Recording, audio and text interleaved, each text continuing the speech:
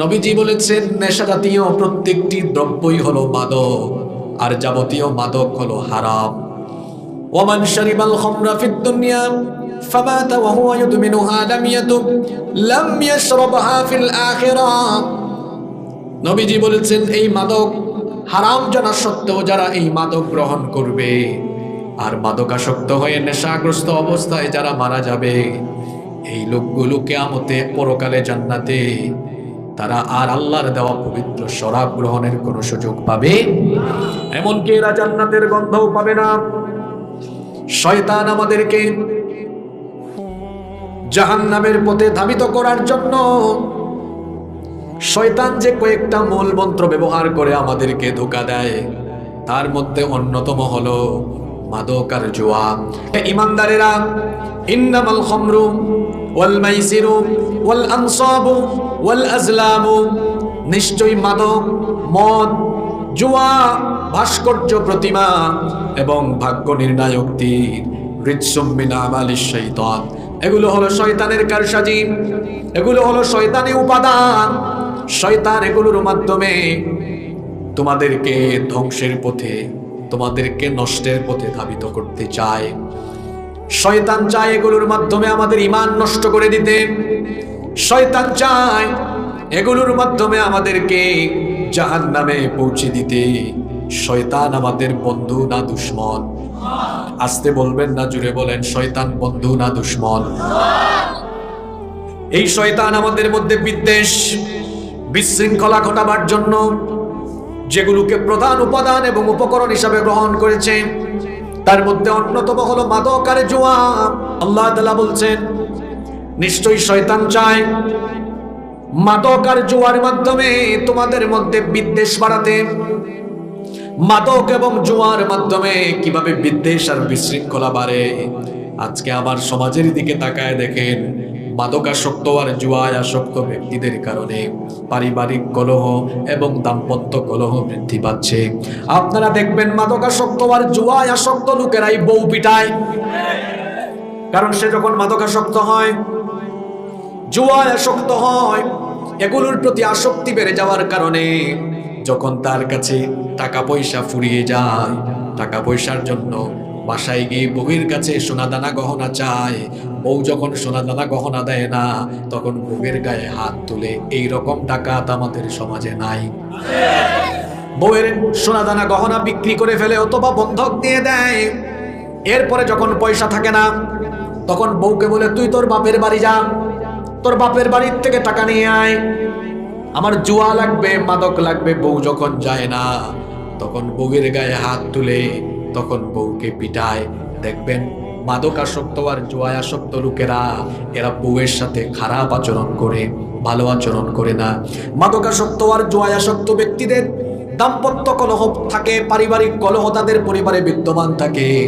শুধু তাই নয়, মাদকাসক্ত আর জুয়ায় আসক্ত লোকেরা তার পিতামাতার সঙ্গেও খারাপ আচরণ করে।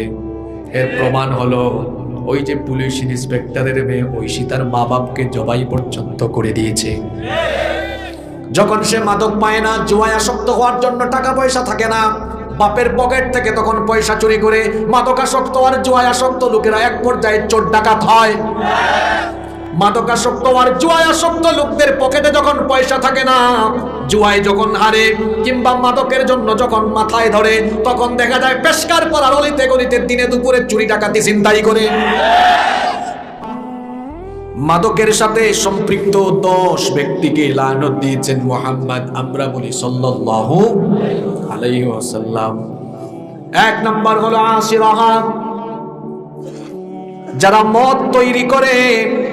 1 নাম্বার হলো মদ যারা তৈরি করে, মদের ফ্যাক্টরি যাদের, এদের উপরে লানত দিয়েছেন মুহাম্মদ সাল্লাল্লাহু আলাইহি ওয়াসাল্লাম। 2 নাম্বার হলো মুতাসিরাহা, মদের ফরমায়েশকারী, মদ বানানোর আদেশ দানকারী অথবা মদের ফ্যাক্টরির উপদেষ্টা। আমার দেশে ভালো কাজের উপদেষ্টা আছে, আবার খারাপ কাজের উপদেষ্টা আছে না নাই? এখানে ওই সকল লোকেরাও এই অর্থে উদ্দেশ্য হবে যারা উপরে উপরে ভালো মানুষের লেবাস ধারণ করে, আবার তলে তলে মাদকের জন্য পয়সা নেয়। আপনারা এদেরকে চিনেন না, এরা হলো সমাজের নেক সুরত ধারণকারী মানুষরূপী শয়তান। চিনবেন কেমনে এদেরকে? কারণ দিনের বেলা দেখবেন মাথায় টুপি একটা লাগায়া, পাঞ্জাবি দিয়ে সুন্দর জামা কাপড় পরে, পিছনে ব্যানারে লেখা মাদক বিরোধী সমাবেশ। মাদক বিরোধী সমাবেশে এই পাঞ্জাবি টুপি পরা সুন্দর পোশাক পরা লোকটা সভাপতি, প্রধান অতিথি, বিশেষ অতিথি। আবার রাতের বেলা দেখা যায় মাদকের ব্যবসায়ী, মাদকের চোরাচালানকারী এদের সাথে বসে মাথায় হাত বুলায় বলে, ভালো মতো চালান দাও আর আমার ভাগটা ঠিকঠাক মতো পাঠাও। এই রকম লেবাসদারি শয়তান তো আমাদের সমাজে নাই। এই শয়তানগুলা দিনের বেলা মাদক বিরোধী সমাবেশে বা মাহফিলে এসেও হুজুরদের আগে বক্তব্যের চান্স নাই, আর মাদকের বিরুদ্ধে বক্তৃতা করে রাত 1টা-2টার সময় আবার মাদকের কারবারিদের সাথে বসে আবার ওখানেও মিটিং করে। এই শয়তান এদিকেও আছে ওইদিকেও আছে, এটা টাটকা মুনাফিক। 1 নাম্বার যারা মদ বানায়, মদ তৈরি করে। 2 নাম্বার মদের ফরমায়েশকারী। 3 নাম্বার হলো শারিবাহ, যে ব্যক্তি মদ বা মাদক গ্রহণ করে, মদ পানকারী। 4 নাম্বার হলো হামিলাহা, যারা মাদক পরিবহন করে। টেকনাফ দিয়ে চালান হলো, টেকনাফ থেকে নিয়ে গেল সাতকানিয়া, চট্টগ্রামে, কুমিল্লায়। যেই ব্যক্তি এটা পরিবহন করে নিয়ে যায়, পরিবহনকারীর উপরে লানত দিয়েছেন মুহাম্মদ সাল্লাল্লাহু আলাইহি ওয়াসাল্লাম। 5 নাম্বার হলো ওয়াল মাহমুলাতু ইলাইহি, যাদের জন্য এই মাদক পরিবহন করে নিয়ে যাওয়া হয় তাদের উপরে লানত। 6 নম্বরে হলো ওয়াসাকিয়াহা, যারা মাদক পরিবেশন করে, হতে পারে সেটা চাকরি, মদের বারে, ক্যাসিনোতে, নাইট ক্লাবে, কিংবা যে কোনো রেস্টুরেন্টে আপনি চাকরি করেন, হোটেলে চাকরি করেন, সেখানে যদি দেশি বিদেশি মদ আপনার কাস্টমারকে, হোস্টকে যদি দেওয়া লাগে, যে ব্যক্তি পরিবেশন করে, সার্ভ করে, তার উপরেও লানত। 7 নম্বরে হলো ওয়াবাইআহা, যে ব্যক্তি মদ বিক্রি করে, মাদকের বিক্রেতা, তার উপরেও লানত দিয়েছেন মুহাম্মদ সাল্লাল্লাহু আলাইহি ওয়াসাল্লাম। 8 নম্বর হলো ওয়াআকিল সামানিহা, এই মাদকের মূল্য যারা ভোগ করে, আপনি মাদক বিক্রি করলেন, যে পয়সা পেলেন, এই পয়সা আপনি আপনার পরিবারের যারা খাবে সবার উপরে লানত। 9 নম্বর হলো ওয়াল মুশতারি লাহা, যে ব্যক্তি মদ ক্রয় করে। 10 নম্বর হলো ওয়াল মুশতারাতু লাহু, যার জন্য এটা কিনা হয়। এই 10 প্রকার ব্যক্তি মাদকের সাথে সম্পৃক্ত, এই 10 জন ব্যক্তিকে লানত দিয়েছেন মুহাম্মদ সাল্লাল্লাহু আলাইহি ওয়াসাল্লাম। এটা হলো খ্রিস্টাব্দ। এই শব্দটাকে ভাঙেন, হাসিয়েন না, খালি শোনেন, হাসানোর জন্য কথা বলতেছেন। আমি কি মস্করা করে কথা বলি? তা হাসেন কেন? এত হাসার টাইমে হাসবেন, কাঁদার টাইমে কাঁদবেন, আর বুঝার টাইমে বুঝবেন। সবকিছুই হবে ইনশাআল্লাহ। খ্রিস্টাব্দ, এটাকে ভাঙেন। এটাকে ভাঙলে হয় খ্রিস্ট যোগ অব্দ সমান খ্রিস্টাব্দ। খ্রিস্ট কি আর অব্দ কি? অব্দ মানে এখন, এখন এখন অব্দ মানে, আর খ্রিস্ট মানে কি? খ্রিস্টানরা খ্রিস্ট বলতে বোঝায় ঈসা আলাইহিস সালামকে, আমরা তাকে নবী বলি। আর খ্রিস্টানদের কয়েক গ্রুপ, এক গ্রুপ বলে যিশু খ্রিস্ট, তিনি হচ্ছেন, অর্থাৎ ঈসা আলাইহিস সালাম, তিনি হচ্ছেন আল্লাহ। আরেক গ্রুপ বলেন ইবনুল্লাহ, হয় আল্লাহ বা আল্লাহর ছেলে, নাউযু বিল্লাহি মিন যালিক। আর আমরা বলি তিনি হচ্ছেন রাসূলুল, যদি বলেন রাসূলুল, রাসূলুল্লাহ, আল্লাহর রাসূল তিনি, আল্লাহর নবী তিনি। আমরা তাকে আল্লাহর ছেলে মনে করি। তো খ্রিস্টানরা ঈসা আলাইহিস সালামের জন্মের বছরকে তাদের ক্যালেন্ডারের প্রথম বছর ধরল। কথা শুনতেছেন? আমার দেশে তো ওয়াজ অনেক সময় মানুষের মাথার উপর দিয়ে যায়, অনেক সময় ওয়াজ প্যান্ডেলের ভিতরে থাকে, বাড়িতে যায় না। আজকে ওয়াজ যেন মাথার উপর দিয়ে না গিয়ে ভিতরে যায়, আর এটা যেন প্যান্ডেলে না থেকে আপনাদের সাথে যায়। যাবে তো ইনশাআল্লাহ। খ্রিস্টানরা যিশু খ্রিস্ট মানে ঈসা আলাইহিস সালামের জন্মের বছরকে তাদের ক্যালেন্ডারের 1 ধরে গণনা আরম্ভ করল। এই ক্যালেন্ডার আবিষ্কার হয়েছে যিশু খ্রিস্ট জন্মের 1600 বৎসর পরে 1582 খ্রিস্টাব্দে পোপ অষ্টম গ্রেগরি তৎকালীন রোমান জুলিয়ান ক্যালেন্ডারকে সংশোধন করে নতুন এই ক্যালেন্ডার আবিষ্কার করলেন। তারা এই ক্যালেন্ডারের নাম তারা দিলেন খ্রিস্টীয় ক্যালেন্ডার। খ্রিস্টাব্দ মানে হচ্ছে যীশু খ্রিস্ট জন্মের বছর থেকে অব্দ এখন পর্যন্ত 2024 খ্রিস্টাব্দ, তার জন্মের বছরকে এক ধরে গণনা শুরু হয়েছে। আমরা বাংলায় লিখলে লিখি খ্রিস্টাব্দ, আর এটাকে ইংরেজিতে যখন লিখি তখন আমরা লিখি AD। এটা শর্ট ফর্ম, এটার মিনিং হলো আন্নো ডমিনি, যার অর্থ হলো the year of our Lord. খ্রিস্টানদের অর্থ করেছে আমাদের প্রভু জন্মের বছর। নাউজুবিল্লাহ। এই ক্যালেন্ডারটা বানিয়েছে মুসলমানরা না খ্রিস্টানরা? এই ক্যালেন্ডার আবিষ্কারের সাথে খ্রিস্টানদের আকীদা বিশ্বাসের চেতনার সম্পর্ক আছে না নাই? তো আসতে বললেন কেন? এতক্ষণ ধরে কি শুনাইলাম? পুঁথি পড়া শুনছেন আপনি? আছে না নাই? আমার কথা অথেন্টিক নাকি মিথ্যা বললাম তো গুগল শরীফে গিয়ে, উইকিপিডিয়াতে আপনি তথ্যগুলো যাচাই করে নেবেন, কথাগুলো সঠিক বলেছি কিনা। তাহলে সিদ্ধান্ত নিন। কক্সবাজারের স্থানীয় মানুষ আপনারা, এখানে যদি গোয়েন্দা সংস্থার ভাইরা, প্রশাসনের ভাইরা থাকেন, তাদেরকে অনুরোধ করছি, যদি কথাগুলো বুঝে থাকেন তো সিদ্ধান্ত নিন। কক্সবাজারের মানুষ আগামী বছর থেকে 31st নাইটে কক্সবাজারের সচেতন মুসলমানরা এখানে বেঁচে থাকতে কোনো অশ্লীলতা, বেহায়াপনা এখানে কক্সবাজারে করতে দেওয়া হবে না। এরপরে পহেলা বৈশাখে মঙ্গল প্রদীপ প্রজ্বলন করে দিনের বেলা আবার মঙ্গল শোভাযাত্রা করা, এটাও হলো হিন্দুয়ানি সংস্কৃতি। অন্যান্য ধর্মের ভাই বোনেরা তারা তাদের ধর্ম বা সংস্কৃতি পালন করবে, এতে আমাদের কোনো আপত্তি নাই। যার যার ধর্ম সে নির্বিঘ্নে পালন করুক, এটাই আমরা চাই। আমরা সম্প্রীতির সাথে বসবাস করতে চাই, কিন্তু কারো সংস্কৃতি যদি, কোনো ধর্মের সংস্কৃতি যদি সার্বজনীনভাবে অন্যান্য ধর্মের মানুষের উপরেও চাপিয়ে দেওয়া হয়, এটা হবে অতিরিক্ত বাড়াবাড়ি এবং সীমালঙ্ঘন। মঙ্গল প্রদীপ প্রজ্বলন কিংবা মঙ্গল শোভাযাত্রা এটা আমার মুসলমানের সংস্কৃতি নয়। এই যে 31st নাইট, 14ই ফেব্রুয়ারি কিংবা মঙ্গল শোভাযাত্রা বা মঙ্গল প্রদীপ প্রজ্বলন, এইরকম কাফির বেঈমান মুশরিকদের সংস্কৃতির অনুসরণ আর অনুকরণ, এটা হলো আমাদের চরিত্র আর ঈমান নষ্টের আরেকটা কারণ। এগুলো যারা করবে, আল্লাহ তাআলা বলেছেন এরা সীমা লঙ্ঘনকারী হয়ে জাহান্নামে যাবে।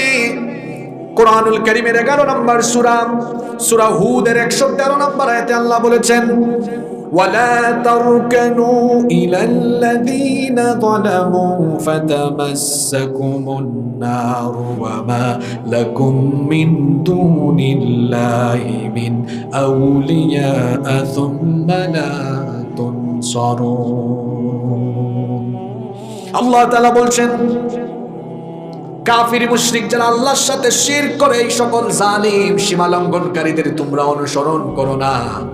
তাদের কোন সংস্কৃতির ধারে কাছেও যেও না, তাদের সংস্কৃতিকে নিজেদের সংস্কৃতি বানিয়ে অনুসরণ করো না। যদি করো ফাতামাসসাকুমুন নার, জাহান্নামের আগুন তোমাদেরকে স্পর্শ করবে।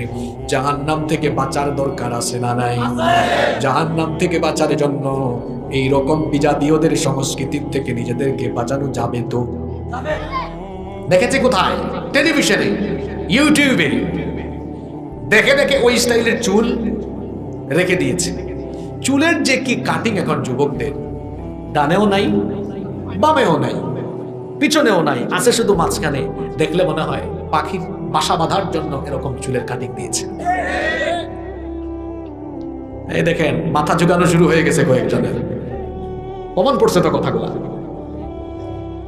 দেশি মোরগ আছে না, মাথার মধ্যে কি থাকে? আপনারা কি বলেন আঞ্চলিক ভাষায়? জুট চুট না কি বলেন? জুটটা কি বলেন? আমার মাখরাজ ঠিক আছে তো? জুটটা না? তা আমি এই চুলের কাটিং এর নাম দিয়েছি জুটটা কাটিং। ঠিক আছে না? জুটটা কাটিং এটা। আবার মাঝে মাঝে দেখা যায়, কিছুদিন আগে আমি সেলুনে ঢুকছি, সেলুনের দরজা খুলে নাউজুবিল্লাহ পরে দরজা লাগায় চলে আসছি। এক নাপিত ভাই দরজা খুলে ডাক দেয়, ও হুজুর কই যান? বললাম ভাই বাহিরে লেখা আছে, আমিও জানি এটা জেন্টস সেলুন, কিন্তু এখানে জেন্টসের পাশাপাশি যে আপনারা লেডিসদের চুল কাটা আরম্ভ করছেন, সাইনবোর্ড লাগাবেন না? আমি তো ভুল করে ঢুকে গিয়েছি, আমি তো জানতাম না এখানে পুরুষের পাশাপাশি নারীরও চুল কাটেন। কয় হুজুর নারী বললেন কোথায়? আমি কইলাম যে যখন আমি দরজা খুললাম, দরজা খোলার সাথে দরজার একদম সোজাসুজি যে চেয়ার, সেই চেয়ারে দেখলাম এক নাপিত ভাই লম্বা চুল চিরুনি দিয়ে আঁচড়াইতেছে। আমি ভাবলাম যে আপুর যেহেতু চুল কাটতেছে, আমি হুজুর মানুষ ঢুকি কেমনে, কাম শেষ হোক এরপরে আসবো না। কই হুজুর এখানে আপু পাইলেন কোথায়? ওইটা আসলে একটা ভাইয়া। বললাম কি বলেন? কয় হ, এটা একটা বাউল, গান গায়, গানের সময় একটু ঝাঁকুনি মারে, বাউল কাটিং চুল। এরকম বাউল কাটিং চুল ও যুবক তরুণদেরকে রাখতে দেখা যায়। পিছন থেকে দেখলে মনে হয় আপু, সামনে গেলে দেখা যায় আপু না ভাইয়া। এইরকম আপু কাটিং চুল ও যুবকদের মাথায় এখন নাই। এগুলো টেলিভিশনে ইউটিউবে দেখে দেখে মেসি কাটিং, নেইমার কাটিং, গায়ক কাটিং, নায়ক কাটিং, আউল কাটিং, বাউল কাটিং চুল রেখেছে। যুবক তরুণ ভাইদেরকে বলছি, আমাদের আদর্শ আউল বাউল, নায়ক গায়ক আর খেলোয়াড় নয়, আমাদের আদর্শ মুহাম্মদ সাল্লাল্লাহু। মেয়েগুলোর অবস্থা দেখছেন, কোথাকার কোন নায়িকা চুলকে একদম ব্রাউন করে ফেলেছে, কুত্তা কালার। আমি কি বেশি কড়া কথা বলে ফেলছে নাকি? মাইককে আজকে বিচের দিকে দিয়েছেন নাকি? বিচের দিকে দিলে তো উপায় নাই। কোত্থেকে কোন হুজুর আসছে রে, আজকে একদম সব বলে যাচ্ছে। আছে নাকি ওই দিকেও? আপনারাও বুঝছেন যে হুজুর বলতে পারে, এই জন্য দেয় নাই। মাইক ম্যানও খুব সাংঘাতিক, বুঝছে আজকে ওয়াজ জায়গা মতো যাচ্ছে। কইতেছে হুজুর এই মাত্র দিয়ে আসছি, তো জায়গা মতো লাগাই দিয়ে আসছে। আপনারা ধরতে পারে আজকে, খবর আছে। কি বলেন, এগুলো আছে না নাই? আমি যে কথাগুলো বলছি এগুলোর সাথে সমাজে মিল আছে তো? এগুলোর কারণে শেষ হচ্ছে আজকে আমাদের সমাজ। নাম্বার 4, 4 নাম্বার, অশ্লীল গান বাজনা, অশ্লীল নাটক, সিনেমা, এগুলো দিয়ে যুবক যুবতী, তরুণ তরুণী আর আমাদের ঘরগুলো একদম শেষ। গান বাজনা এগুলো আমাদের কাছে এখন সাধারণ ব্যাপার হয়ে গিয়েছে। এখনো হয়তো গিয়ে দেখেন সুগন্ধা বিচে, অথবা ওই দিকে যে আরো অনেকগুলো বিচ আছে, কতজন এখন গান গায়, গান বাজায়। আমরাও মাঝে মাঝে কানে হেডফোন লাগিয়ে গান শুনি। এই গান বাজনা এগুলো হলো আল্লাহর তরফ থেকে হারাম করে দেওয়া, এগুলো চূড়ান্ত হারাম। কিন্তু আপনি হর হামেশা গান শুনছেন, আর গান বাজনা এখন আমাদের কাছে এমন সাধারণ বিষয় হয়েছে, এই গান বাজনা ছাড়া যেন আমাদের বিয়ে শাদী এখন শুরুই হয় না। দেখা যায় বিয়ে বাড়িতে বিবাহের অনুষ্ঠান হচ্ছে, হুজুর সাহেবকে আনা হলো, হুজুর আপনি বিয়েটা পড়ান, বিয়ের খুতবা দেন, দোয়া করেন। কিন্তু যেই হুজুর বিয়ের খুতবা দিচ্ছেন, বিয়েতে দোয়া করছেন, আগের রাতে কিন্তু ওই বিয়ে বাড়িতে গায়ে হলুদের নামে অসভ্যতা, নোংরামি আর গান বাজনা হয়েছে। গান বাজনা হারাম। আর বিয়ে শাদী হলো ইবাদত। বিয়ে হলো, আরো জোরে বলেন, বিয়ে হলো, গান বাজনা হলো ইবাদত। আরো জোরে, আরো জোরে। তো বিয়ের মতো একটা ইবাদত আপনি শুরু করলেন গান বাজনা দিয়ে। আল্লাহর কসম, যেই ছেলে বা যেই মেয়েটার বিয়েতে গান বাজনা দিয়ে বিয়ের মতো পবিত্র কাজ এই গান বাজনা দিয়ে শুরু হয়, ওই ছেলে মেয়েদের দাম্পত্য জীবনের ফলে যে সন্তানগুলো, ছেলে মেয়েগুলো জন্ম নেবে, এগুলো ঝাঁকা নাকা মার্কা ছেলে মেয়ে হবে। কামা ইয়ামবুতুল মাউজ যারা, পানি সেচ দিলে যেমন জমিনের ফসল বেড়ে যায়, উর্বরতা বেড়ে যায়, ঠিক তেমনি ভাবে গান বাজনা শুনলে পরে মানুষের ঈমানের মধ্যে নিফাকি বেড়ে যায়, অন্তর নাপাক হয়ে যায়, অপবিত্র হয়ে যায়। যারা নিয়মিত গান বাজনা শুনে এদের অন্তর খারাপ হয়ে যায়, অন্তরে কালিমা লেগে যায়, অন্তরটা অপবিত্র হয়ে যায়। এই কলবটাকে যদি আপনি পবিত্র রাখতে চান, গান বাজনার বিপরীতে কোরআনের তেলাওয়াত শুনেন, কোরআনের তেলাওয়াত শুনেন, তাফসীর শুনেন, নাশিদ শুনেন, দেখবেন কলিজা ঠান্ডা হয়ে যাবে, অন্তরটা পবিত্র থাকবে। গান বাজনার পাশাপাশি অশ্লীল নাটক এবং সিনেমা, এগুলোর থেকেও আপনার চক্ষুকে বাঁচিয়ে রাখবেন। এই চক্ষু দিয়ে হারাম জিনিস দেখা হলো চোখের জিনা, হারাম কিছু বলা হলো মুখের জিনা, হারাম কিছু শোনা হলো কানের জিনা। যদি আমরা আমাদের চক্ষুটাকে অশ্লীল নাটক, সিনেমা থেকে হেফাজত করতে পারি, দেখবেন গুনাহের দরজাটা একেবারে বন্ধ হয়ে যাবে। কারণ চক্ষুকে বলা হয় মনের আয়না। এটা দিয়ে দেখে, এরপরে অন্তর দিয়ে কল্পনা করে, তারপরে অ্যাকশনে যায়। এজন্য কোনো কোনো গবেষক বলেছেন, চক্ষু হলো অশ্লীলতার দরজা। অশ্লীলতা এটা সেভ করতে পারলেই একজন মানুষ পবিত্র থাকতে পারবে। আমরা আমাদের চক্ষুকে হেফাজত করতে পারবো তো? চক্ষু হেফাজতের জন্য দুইটা আমল বলে দিই। কয়টা আমল? রাস্তাঘাটে বের হয়েছেন, আর এটা তো এমন জায়গা, আপনাদের ঘর বাড়ি এমন জায়গায়, ঘুমের থেকে উঠে চক্ষুটা বাঁচানো বড় বিপদ। এই এলাকায় যারা বসবাস করে, চোখের হেফাজত করা তাদের জন্য সবচাইতে চ্যালেঞ্জিং ব্যাপার। ঘুমের থেকে উঠে দেখবেই নগ্ন অর্ধনগ্ন মহিলাদের ঘোরাফেরা। কেমনে আপনি চক্ষুটাকে হেফাজত করবেন? অন্তরের মধ্যে এই ভয় নিয়ে আসবেন, আমার চোখের মালিক আমি নই, আমার চোখের মালিক যিনি তিনি কে? ইয়ালামু খাইনাতাল আ'য়ুনি ওয়া মা তুখফিস সুদূর। আমার চোখের খেয়ানতের খবরও জানবেন কে? সুতরাং তিনি আমাকে আদেশ দিয়েছেন চক্ষুটাকে যেন আমি নিচের দিকে নামাই। আমি সেই আল্লাহর হুকুম মেনে চক্ষুটাকে নিচের দিকে, অর্থাৎ চক্ষুটাকে হেফাজত করব, সংযত রাখবো। পারবেন তো ইনশাআল্লাহ? 2 নম্বর আমল হলো মোবাইল হাতে নিলেন, অথবা রাস্তাঘাটে বিলবোর্ড সাইনবোর্ড মোবাইল হাতে নিয়েছেন, একটা ওয়াজ শুনবেন, দেখবেন এখন একটা ওয়াজ শুনলেও ভালো ভিডিওর নিচে চলে আসে আরো 3টা খারাপ ভিডিও। কেমনে চক্ষু বাঁচাবেন? আপনি তখন অন্তরে এই অনুভূতি নিয়ে আসবেন, আমি যদি এখন খারাপ ভিডিওটা দেখি, আশেপাশের কেউ জানবে না, দেখবে না, কিন্তু আমার সকল কর্মকাণ্ড যিনি দেখছেন তিনি কে? এই ভয়টা চলে আসলেই চোখের হেফাজত করা যাবে ইনশাআল্লাহ। শিক্ষা ব্যবস্থায় দিনী শিক্ষা না থাকা, ছোটবেলায় স্কুলে ভর্তি হয়েছে শিশু, হাই স্কুলে গিয়েছে কিশোর, মাধ্যমিকে গিয়েছে তরুণ, কলেজে গিয়েছে তরুণ, তখন ইউনিভার্সিটিতে গিয়েছে, ডিগ্রিতে গিয়েছে, যৌবন আসতে শুরু করেছে। শিশু কিশোর তরুণ যৌবন বয়সে যা পড়ল, ম্যাথ, ইংরেজি, বিজ্ঞান, ইতিহাস, ভূগোল, অর্থনীতি, আইসিটি, ফিজিক্স, কেমিস্ট্রি, বায়োলজি, কিচ্ছু বাকি নাই, সব পড়েছে। পড়ে নাই কি? কোরআন। পড়ে নাই কি? হাদিস। পড়ে নাই কি? দ্বীনি বিষয়গুলো। না পড়ার কারণে যখন পড়াশোনা শেষ করে চাকরিতে ঢুকে, তখন তার বয়স, বলেন না কেন, তখন কি বুড়া না যুবক? যৌবনকাল। সব শিক্ষা পেয়েছে, দ্বীনি শিক্ষা না পেয়ে সকল শিক্ষা পেয়ে এখন এমন শিক্ষিত হয়েছে, দেখা যায় কলমের খুঁচায় ঘুষ খায়, দুর্নীতি করে, ইঞ্জিনিয়ার হয়ে রডের জায়গায় বাঁশ ঢুকায় দেয়, বড় অফিসে চাকরি করে ঢাকায়, এমন শেষরা চোর, 4-5 বছরে শত শত কোটি টাকা বিদেশে পাচার, এমন চাকরি করে বেতন পায় 60-70 হাজার টাকা, 5 বছরের ভিতরে বাড়ির মালিক, 3-4টা বাড়ির মালিক, 3-4টা গাড়ির মালিক। এইরকম শিক্ষিত চোর আমাদের দেশে একদম নাই। তিনি ছেলে, কিন্তু মনে মনে ভাবেন তিনি একজন মেয়ে, মনে মনে ভাবেন। এরপরে তিনি চিকিৎসার মাধ্যমে বা অপারেশনের মাধ্যমে তার জেন্ডার, লিঙ্গকে পরিবর্তন করলেন বা প্রতিস্থাপন করলেন। ট্রান্সজেন্ডার, লিঙ্গ পরিবর্তন করা। আল্লাহ যেটা দিয়েছেন সেটাকে পরিবর্তন করা যাবে? কথা বলেন না কেন? আমি আসার সময় ইউটিউবে এক ভিডিও দেখলাম, ট্রান্স সুন্দরী, ট্রান্স সুন্দরী। সেখানে বলা হচ্ছে তিনি আগে পুরুষ ছিলেন, কিন্তু তিনি নিজেকে নারী নারী ভাবেন বলে তিনি ট্রান্সজেন্ডারের মাধ্যমে নারী হয়েছে। কি হয়েছেন? তাহলে সে ছিল কি? জোরে বলেন না কেন? আল্লাহ বানিয়েছেন কি করে? সে হয়েছে কি? হওয়ার পরে সে এখন বিয়ে করবে ছেলেকে না মেয়েকে? সে যে বিয়ে করলো ছেলেকে, এখন আগে সে মেয়ে ছিল না ছেলে ছিল?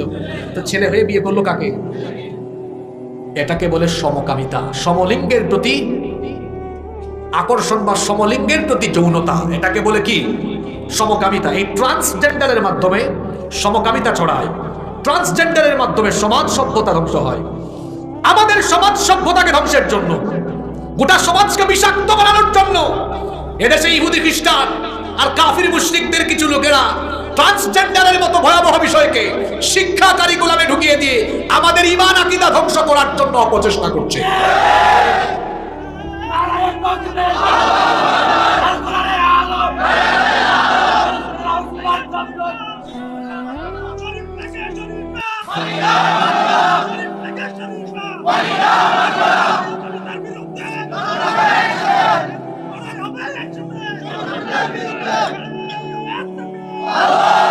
ব্রাক বিশ্ববিদ্যালয়ের এই শিক্ষককে আমি ধন্যবাদ জানাই তার সাহসিকতার জন্য। ওই শিক্ষকের কি জানি নাম, জনাব আসিফ সাহেব। আমি আসিফ সাহেবকে ধন্যবাদ জানাই। আপনি সত্যিকারের বীর পুরুষ। আপনি যেটা করে দেখিয়েছেন এদেশের অনেক হুজুররাও সেটা পারেনি। স্যালিউট আসিফ সাহেবকে আপনার সাহসিকতার জন্য।